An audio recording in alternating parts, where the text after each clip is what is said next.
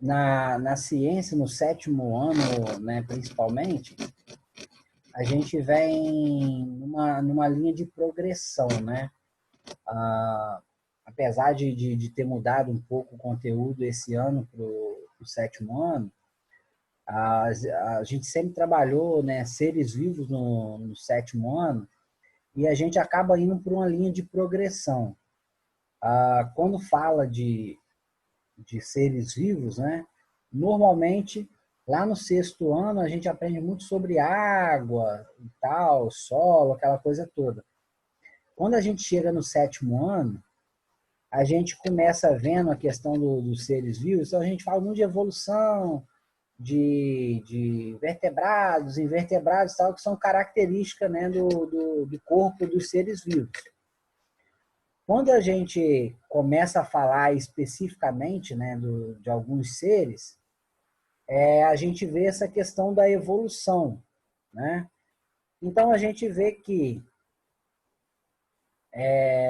né, aquela questão de que a Terra, né, ela era meio que uma bagunça, né, generalizada, né, de larva, de fogos, de descargas elétricas e tudo mais. E quando a gente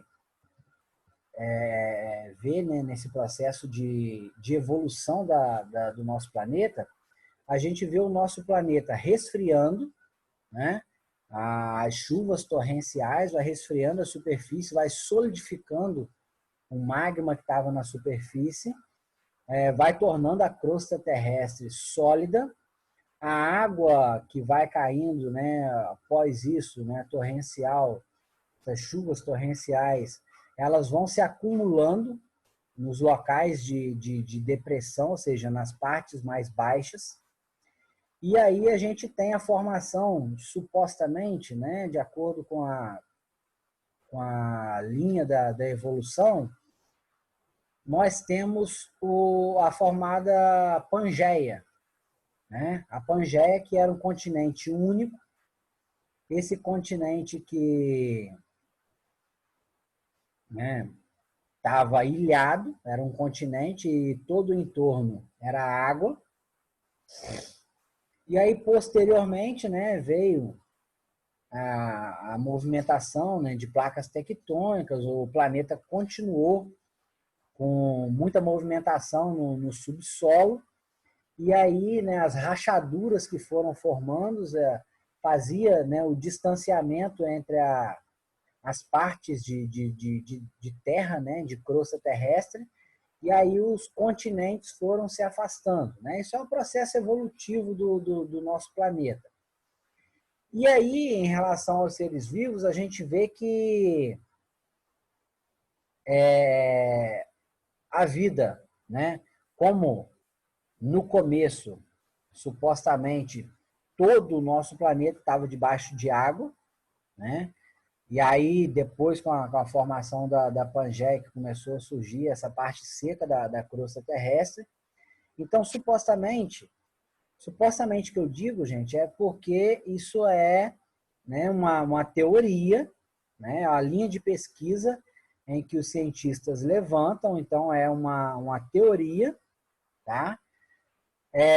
Então, supostamente, o nosso planeta começou tudo debaixo d'água e a vida também começou na água, né? Então, nós tínhamos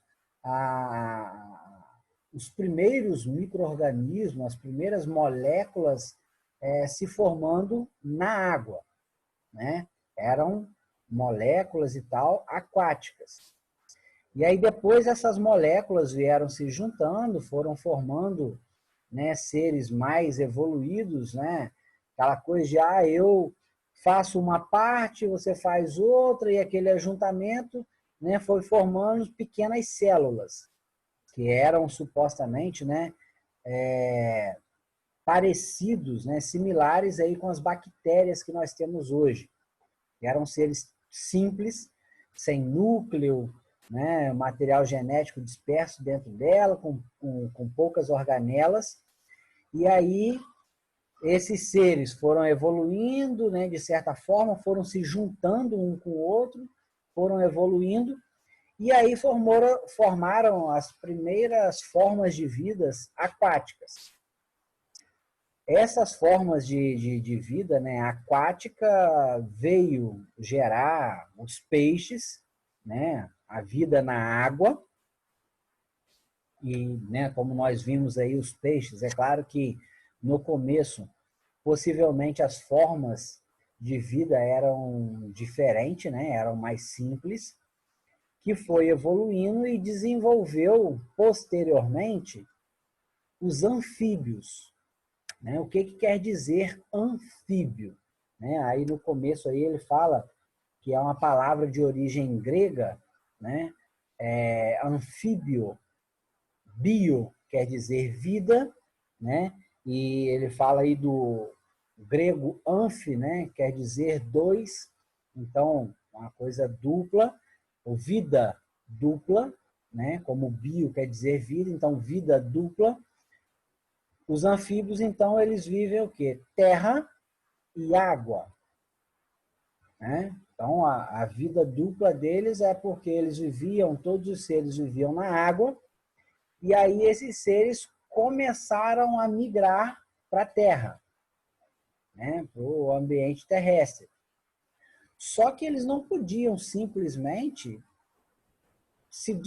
sair da água e migrar para o ambiente terrestre e ir andando terra dentro e falar assim, agora eu virei terrestre, não quero mais saber da água, né? Eles faziam respiração branquial, né? Dependia totalmente da água para se alimentar, retirar o oxigênio da água, então não era simples assim. Mas até que eles conseguiram ir evoluindo aos poucos, mas dependia de voltar para a água.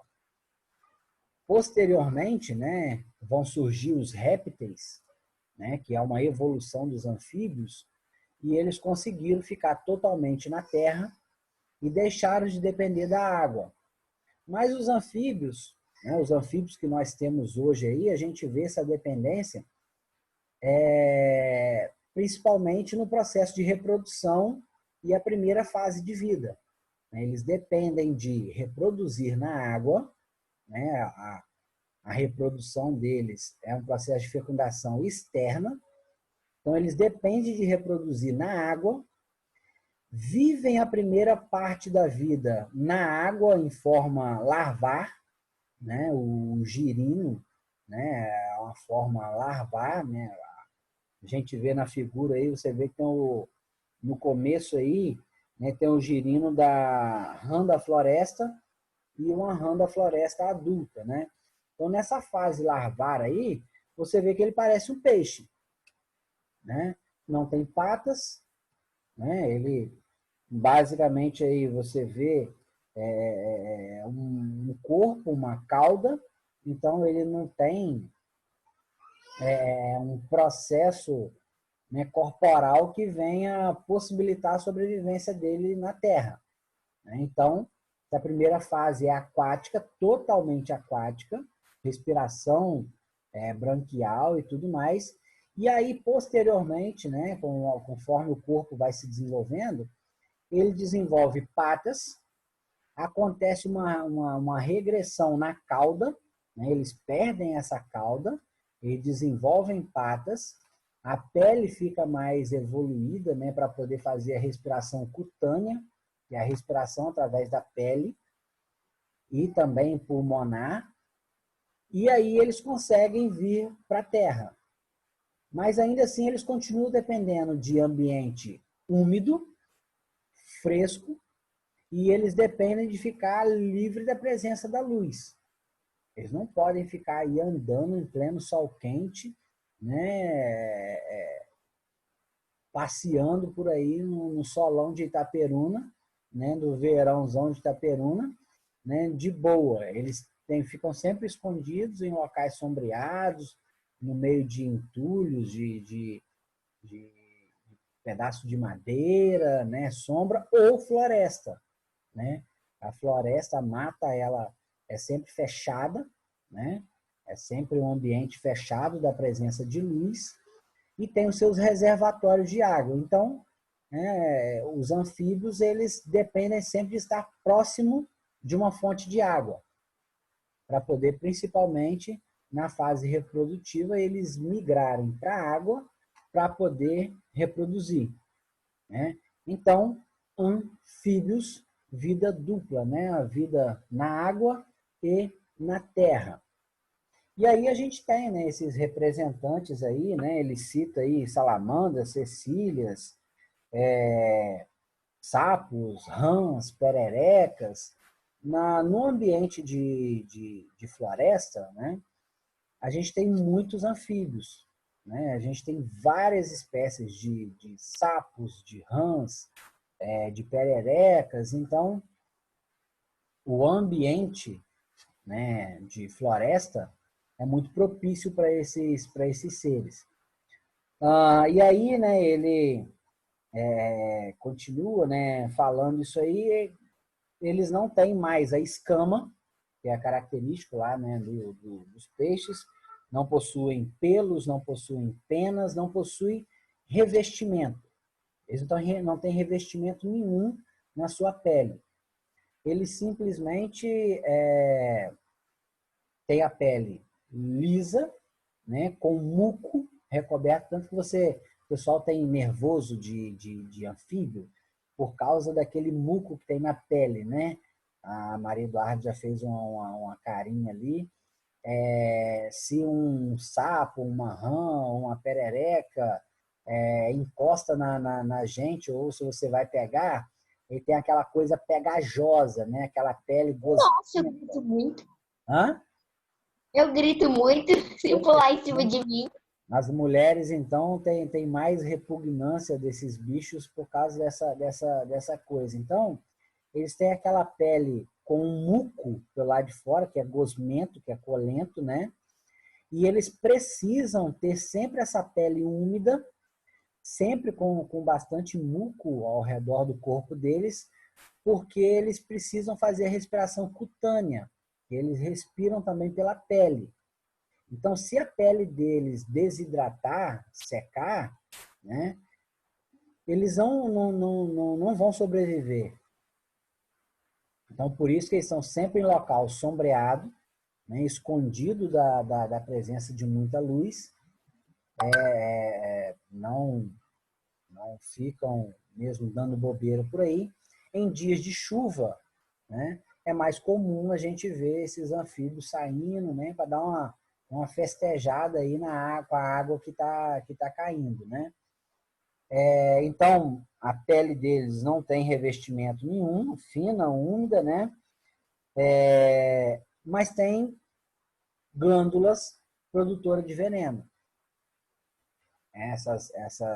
Alguns indivíduos desse aí, a gente já falou um pouco na semana passada, que eles produzem, né, certo veneno, algumas espécies, veneno muito forte, outras espécies nem tanto, né, são substâncias que causam uma irritação na pele, né, alguma coisa assim bem superficial, facilmente de ser tratado, e outras nem produzem veneno, né, igual o caso da rã, que a gente costuma comer, né, a carne de rã. Então, né, tem muita pessoa que não come, mas tem muita pessoa que já comeu enganada achando que é frango empanado, alguma coisa assim, e aí gosta da carne, né? E aí depois acaba acostumando e continua comendo, né? A maioria das pessoas que eu já vi, mulher, por exemplo, comer carne de rã, é porque come enganado. Parece você faz um galetozinho picadinho, aqueles pedacinhos de frango picado, e aí você come tranquilamente, e aí depois você fala que carne boa e tal, e aí você vai descobrir que é rã, né? E depois acaba continuando comendo porque vê que não tem nada demais. É uma carne muito Ai, gostosa. E a, eu não como, não. e a carne, Também não. a carne de rã, inclusive tem certas doenças que eu não sei falar o nome para vocês, e algumas deficiências de vitamina e tal, que tem pessoas que têm a necessidade de comer carne de rã pelo menos por 3, 4 vezes na semana, tá? E é uma carne que ela chega a custar, né, para você comprar aí, em torno de aproximadamente entre 40 e 50 reais o quilo, tá? Cruz credo. O quilo Que de rancada. carne de É rã, melhor pegar um e botar na grelha ali e deixar ela assar do que eu comprar.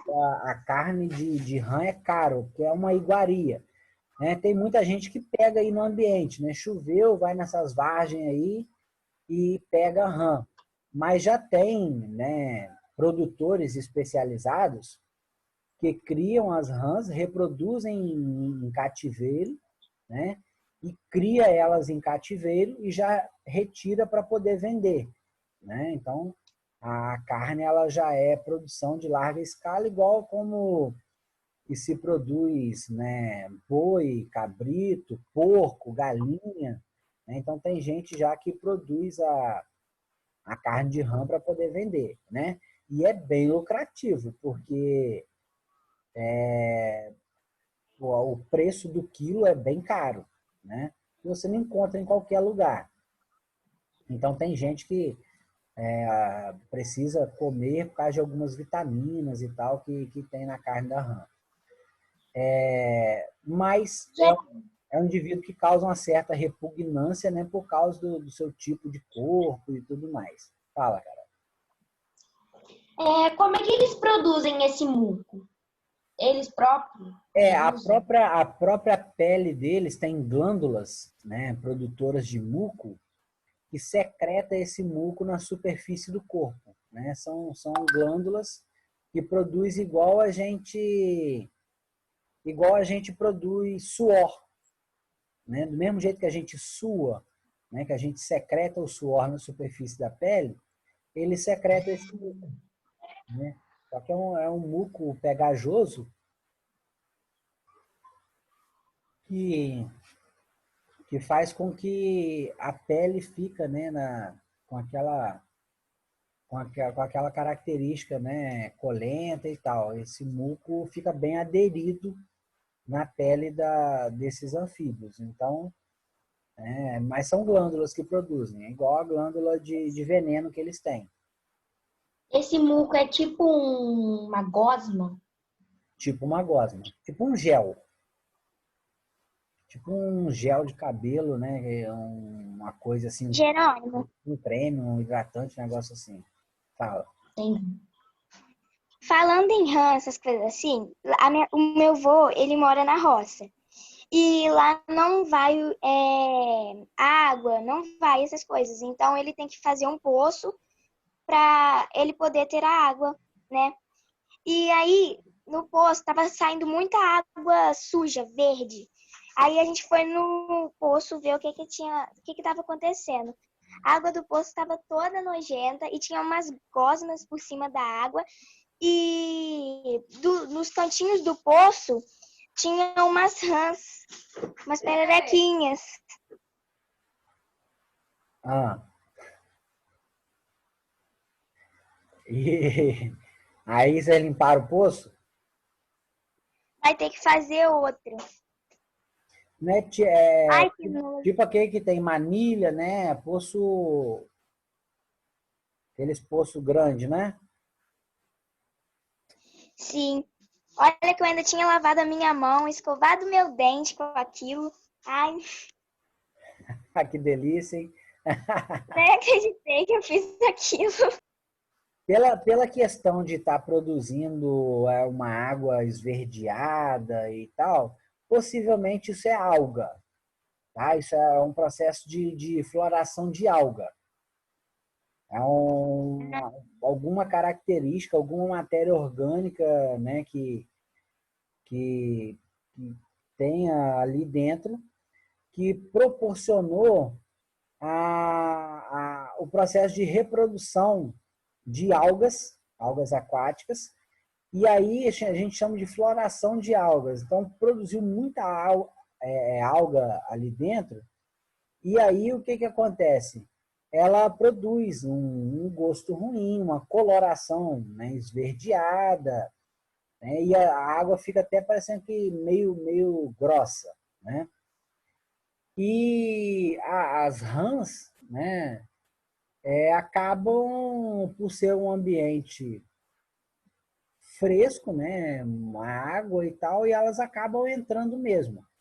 Então, por isso que é bom poço, assim, você manter sempre fechado, né, lacradinho, para evitar a entrada de determinados bichos.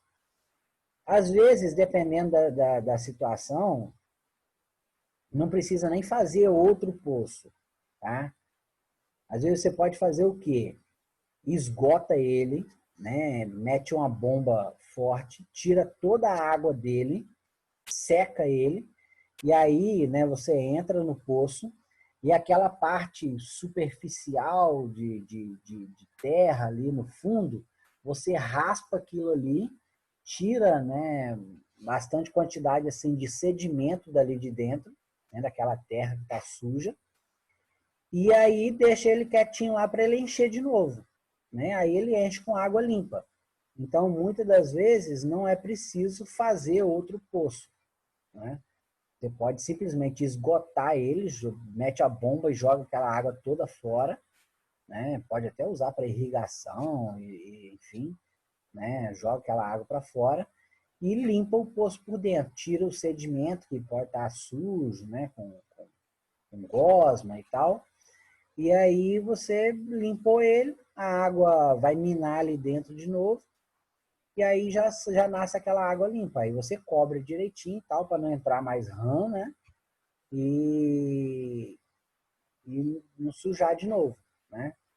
Mas que bom que você já tomou uma aguinha de rã, né, escovou o dente, lavou o rosto, dizem que é bom para a pele também, né? Então, O melhor é aqui com nojo, falando que eu nunca comeria carne de rã. Fui perguntar pra minha mãe. Eu falei, mãe, você já me deu rã? Falando que era frango? Ela, não, você já sabia que era rã mesmo. eu sei, você já comeu, né? Pois é, e aí tem nojo de falar em comer carne de rã. Já comeu, né? E agora é simples, é só comer de novo que não tem problema, né? É simples assim. É só pegar uma rã fritinha, é tipo carne de frango, entendeu? É muito gostosinha. E é uma carne forte, né? Bastante vitaminada, ou seja, sem problema nenhum, porque você já comeu uma outra vez, né? Então, não vem ficar de onda aí, porque, né, não convém mais. Já comeu, então já está batizado, né? Então, gente, tem essas glândulas de veneno, a gente falou semana passada aí algumas espécies muito venenosas, né? Tem até uma historinha aí, a vacina do cambô, né? Algumas tribos lá da região amazônica que utiliza, né, um veneno produzido por essa perereca aí, cambô, né? Contra chama de Ipanema, né? Doença, má sorte e tal, né? Então eles usam como uma espécie de amuleto, né? Tem algumas tribos que fazem. E já tem outras tribos que têm algumas pererecas dessas bem venenosas. Eles costumam pegar o veneno, né? Igual eu falei para vocês, para poder envenenar, né? Seta, lanças e tal, para poder se defender e tudo. Então, eles utilizam o veneno, sabendo que é veneno, sabendo que é mortal, né? Enfim, né? Então, é uma das características aí. Na 210,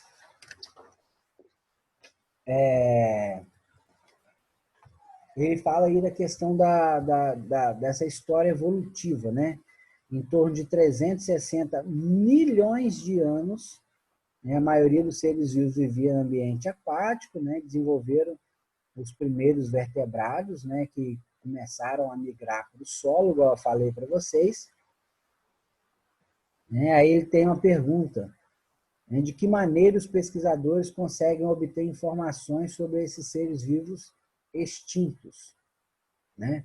Como é que esses caras conseguem fazer essas estimativas? Né? de há tantos milhões de anos atrás, que vivia tudo na água, e depois alguns seres vieram para a Terra. Como é que eles têm essa ideia? Através dos vestígios? De... De animal? Hã? Pesquisas? Pesquisas, Estudos. Pesquisa, estudos. fósseis, vestígios, né? Já sei. Gravuras, né? O povo, né, já deixaram imagens rupestres e tal, né, nas cavernas, nas rochas e tudo mais.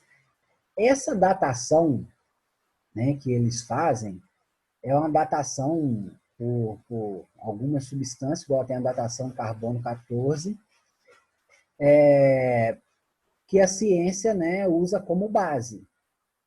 Se a gente for olhar na história bíblica, que é uma outra forma de assim, criacionismo, né, que é uma outra teoria, a gente estaria com o planeta Terra hoje aproximadamente com a idade de 6.000 anos, 6.000 e poucos anos, né? Seria a idade da Terra hoje, a idade desde que as coisas começaram, como é narrado lá no Gênesis, né? Estaríamos hoje com a datação de aproximadamente 6.000 e poucos anos. Já a ciência, né, essas datações aí, eles falam em milhões de anos. Então, supostamente, dinossauros viveram há milhões de anos atrás, né? E outros fósseis aí que eles encontram, né, que eles falam de mamutes e outras coisas. Então, né, e fala dessa datação aí, aproximadamente 360 milhões de anos atrás, a vida começou a sair da água, né, para começar a migrar para a Terra, né, para poder começar a vir para o ambiente terrestre, né, começar a evoluir, começar a mudar a sua vida, né, a partir dessa data aí, ou seja, né, é algo bastante, né, antigo, né, se a gente for olhar desse tipo aí. Então, a ciência utiliza esses vestígios, utiliza fósseis, né, e tem essas estimativas. Tá? Aí ele fala aí que os anfíbios, né, os répteis, aves, são tetrápodes, do grego, né, 4 patas, né, 4 pés, né, são tetrápodes. Esses animais evoluíram e são descendentes de algum grupo de ancestral de peixes, né, 360 milhões de anos, começou essa transição e tal, tem alguns fósseis, né, e tudo mais. Aí eles têm aí uma sequência, né, para a gente finalizar aí, já deu 1 hora, essa sequência supostamente de fósseis, né, até chegar aos anfíbios e répteis. Então você vê lá o Eustenopteron, é um peixe com corpo cilíndrico, de focinho curto, com as nadadeiras peitoral, pélvica, dorsal e os pares das demais únicas, que alcançava aproximadamente 1,8 metros, ou seja, 1 metro, né, e 80, mais ou menos do meu tamanho. Né? Eu tenho em torno de 1,82 m, né? Esse peixe aí alcançava mais ou menos aí 1,80 m de comprimento. Né? Isso aí é bem antigo. Ainda tem, né? Aqui no Brasil, por exemplo, o pirarucu, por exemplo, ele dá 2 metros, entendeu? Tem peixes de água doce, né, em alguns rios, de Estados Unidos e tal, que ele dá 6 metros de comprimento, chega a dar 500, 600 quilos, né? Um peixe de água doce. Isso sem falar né, tubarões, baleias e tudo mais. Mas peixe de água doce, a gente tem aí ainda existente, né, com peixes aí de 400, 500 quilos. Né? São peixes predadores bem grandes. E aí depois tem o Panderictis, que era um peixe que não tinha nadadeira anal e dorsal, ela tinha nadadeira caudal reduzida, os olhos inclinavam-se no topo da cabeça, né, que habitava águas rasas, né, vivia em ambiente aquático com pouca lâmina de água, raso, o corpo achatado, né, dorsal e ventralmente, focinho longo, media entre 90 centímetros a 1,30 m, né? Era um outro tipo de peixe aí, você vê corpo diferente e já habitava águas rasas.